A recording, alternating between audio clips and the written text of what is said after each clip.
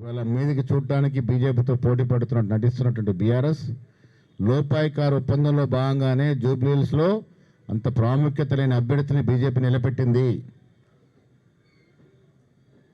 మేము చాలాసార్లు చెప్పాం, బీజేపీ బీఆర్ఎస్ పార్టీ వేరు కాదు. మళ్ళీ చెప్తామని ఇవాళ కూడా వేరు కాదు. లోపాయికారు ఒప్పందంలో ఉన్నారు కాబట్టే జూబ్లీహిల్స్ ఎన్నికల బరిలో ప్రాధాన్యత లేని అభ్యర్థిని నిలబెట్టినారు.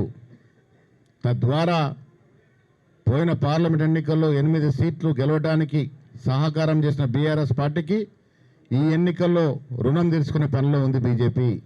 దాని కారణంగానే ఇక్కడ అప్రధానిత క్యాండిడేట్ని పెట్టినారు. గత చరిత్ర తీసుకుంటే 10 ఏళ్లలో దేశ చరిత్రలో కానీ దేశ పార్లమెంటు జరిగిన ప్రతి పరిణామంలో కేసీఆర్ యొక్క పాత్ర, బీఆర్ఎస్ పార్టీ ఎంపీల పాత్ర ఉంది. అధ్యక్ష ఎన్నిక మొదలుకొని ట్రిపుల్ తలాక్ బిల్లు వరకు ఆఖరికి రైతు వ్యతిరేక చట్టాలు తీసుకొచ్చి ఓటేసిన చరిత్ర మీది. ఇక చిన్న పిల్లని అడిగినా చెప్తాడు, బీఆర్ఎస్ బీజేపీ వేరు కాదు. నేను జూబ్లీహిల్స్ ప్రజలకు కూడా తెలియజేదలుచుకున్నాను, బీజేపీ బీఆర్ఎస్కి ముసుగేసుకొని లోపాయికారిగా సహకారం చేస్తూ ఉంది. అది బీజేపీకి ఓటేసినా బీఆర్ఎస్కి వేసినా రెండు ఒకటే. వాళ్ళు మేము కాంగ్రెస్ పార్టీ ఎన్నికల్లోకి ముందుకు వచ్చినటువంటి వాగ్దానాల్లో ఉచితంగా మహిళలకు బస్సు ప్రయాణం ఇచ్చాం. మీరు ఒక్క మహిళకి మంత్రి పదవికి ఉన్న మహిళల్ని కించపరిస్తే మేము ఉచితంగా మహిళలకి బస్సు సౌకర్యం ఇచ్చాం.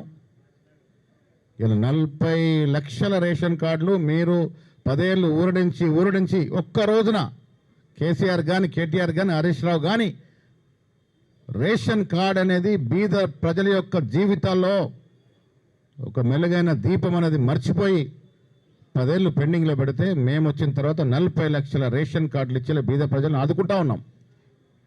దాని ద్వారానే నిత్యావసర సరుకులు కానీ సన్న బియ్యం కానీ చరిత్రాత్మక కార్యక్రమం సన్న బియ్యం కూడా ఇవాళ బీద ప్రజలకు అందుతూ ఉంది. మేము ఇచ్చిన రేషన్ కార్డుల వల్ల 1,20,00,000 మంది ఇలా రేషన్ కుటుంబాలు ఇలా రేషన్ కార్డు యొక్క లబ్ధి పొందుతూ ఉన్నాయి.